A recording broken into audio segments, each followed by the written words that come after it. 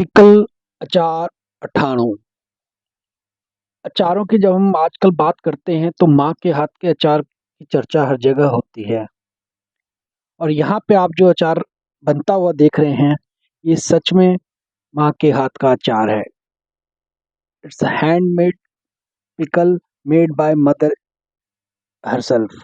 कैसे? क्योंकि जो आप इसमें हाथ देख रहे हैं, वो हाथ भी माँ के ही हैं।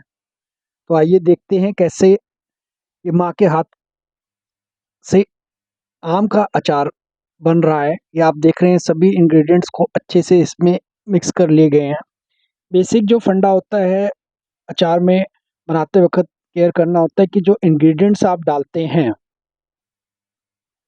वो इंग्रेडिएंट डालने से पहले जिस चीज़ से आप अचार बना रहे हैं, वो आइटम अच्छे से सूखना चाहिए, पूरा ड्राई होना चाहिए। अगर नहीं होगा तो वो अचार जल्दी खराब हो जाएगा, उसकी आपको लॉन्ग टर्म यूसेज नहीं कर पाएंगे आप उसे। तो इस तरीके से धूप में, जैसे ही इस एग्जांपल में आम को काट के सुखा लिया गया है, उसके बाद फिर इसमें ये इंग्रेडिएंट्स मिलाए गए हैं।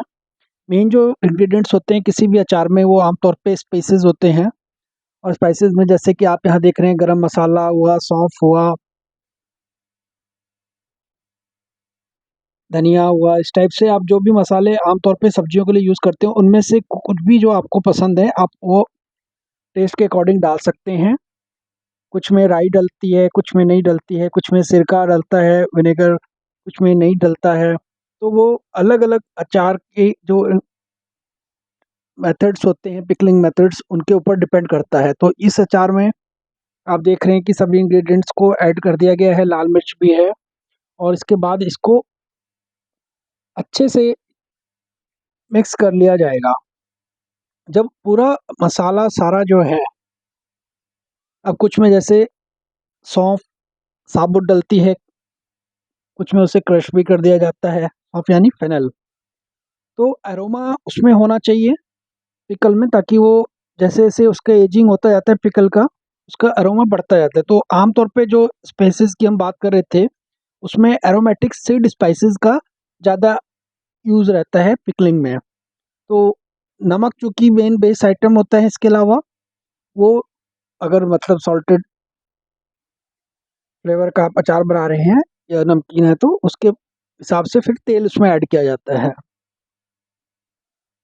ये देखिए, ये माँ के हाथ से एक और अचार आप बनता हुआ देख रहे हैं। जी हाँ, इसे बनता हुआ देखकर ही आपके मुँह में पानी आ रहा होगा, क्योंकि इसका कलर ही ऐसा है। ये जो वो लाल मिर्च होती है, फ्रेश रेड चिली, उसके अंदर स्टफिंग किया जा रहा है इंग्रेडिएंट्स का। तो इंग्रेडिएंट्स की यहाँ पे भी अगर हम बात करें तो आपको दिख ही रहा है, यहाँ पे हल्दी है, नमक है, मस्टर्ड ऑयल की पूरी बॉटल ही आप यहाँ देख रहे हैं। और मैं अपने हाथों से एक एक मसाले को स्टफ कर रही हैं, कैसे एक एक पिकल में। ये साबुत मिर्ची जो है, ये हर जगह पे आसानी से मिलती भी नहीं है। आपको खास करके जो आपका वेजिटेबल वेंडर है या कहीं मॉल में आपको मिल रहा है, तो वो बात हो जाती है, नहीं तो इधर आमतौर पे ये मार्केट्स में अवेलेबल होती नहीं है इजीली। तो ये स्पेशली जो पिकल के लिए ये मिर्ची होती है, इसमें आपने देखा कि इसका जो क्राउन पोर्शन था, उसे काट दिया गया है और उसके बाद फिर इसमें स्टफिंग की जा रही है। इस पिकल में चाहे वो मिर्ची का, लाल मिर्च का अचार है, चाहे वो आपने पिछले अभी पोर्शन में मैंगो पिकल देखा, the main thing is the ingredient should be blended in such a way that a typical mixture of aroma can be found while eating the pickle। इसमें भी इस मिर्ची को इसी तरीके से साफ करके सुखा के पोंछने के बाद उसे फिर अब इसमें स्टफिंग जो करी जा रही है, बाद में इसमें आप देखेंगे कि अच्छे से सारा एक एक पीस को इंडिविजुअली स्टफ करने के बाद फिर इसमें पिकल ऐड किया, ओ सॉरी, ऑयल यूज़ किया जाएगा, मस्टर्ड ऑयल खास करके। इसमें सरसों का तेल, इसमें की झांझ बहुत ज़्यादा हो वो जितना ज़्यादा रहता है वो अच्छा यूज़ होता है। आजकल तो सभी तरह के मस्टर्ड ऑयल्स अवेलेबल हैं। और अब ये, जी हाँ, बिल्कुल आपने सही पहचान लिया, ये थर्ड और जो अचार हम बना रहे हैं ये नींबू का अचार है, lime pickle. While pickling lime, many type of taste people uh, used to make it. इसमें जैसे खट्टा मीठा एक नींबू का अचार बहुत ज़्यादा बच्चों को भी इवन पसंद आता है, वो होता है। या प्योर नमकीन हो गया या प्योर मीठा हो गया नींबू का अचार। तो you can see there is lot of difference in the ingredients that is being used in this lime pickle. बाकी अचार के मुकाबले में इसमें इंग्रेडिएंट्स बिल्कुल ही डिफरेंट है। ये खट्टा मीठा अचार बन रहे हैं यहाँ पे। आप देख रहे हैं कि इसमें सॉल्ट, शुगर ही है मेनली। आप चाहें तो इसमें और भी स्पाइसेस आपके फ्लेवर के अकॉर्डिंग ऐड कर सकते हैं, but here in this case you can C only simple technique of preservation is being adopted in making this pickle. तो ये उसी तरीके से जैसे अभी आपने पिछले पोर्शन में देखा कि चिली की स्टफिंग की जा रही थी, in the same way to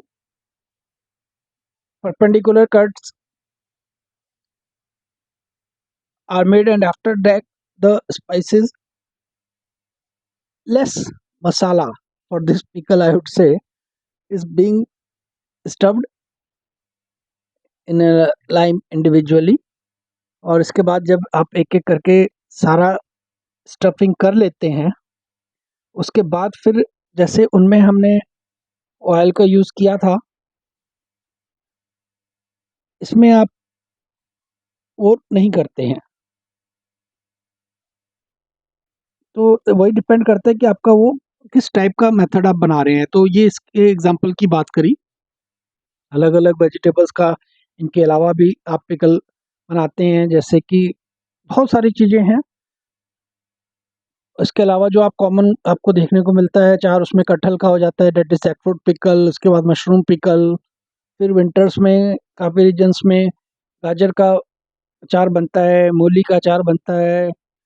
कई जगहों पे गाजर, मूली, फूल गोभी, ये मिक्स होके भी अचार बनता है।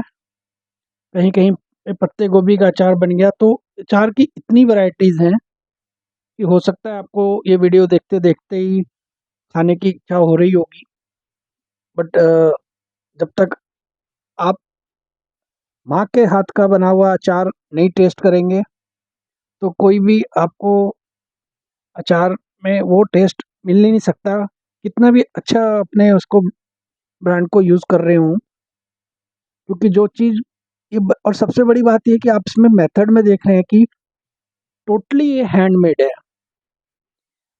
Right from piling and cutting of the ingredient. जो वेजिटेबल का अचार बन रहा है, ये सारा प्रोसेस हाथ से किया गया है। और आखिर जो इस टाइप की प्रिजर्वेशन टेक्निक है, इसमें सब्जियां जब ऑफ सीजन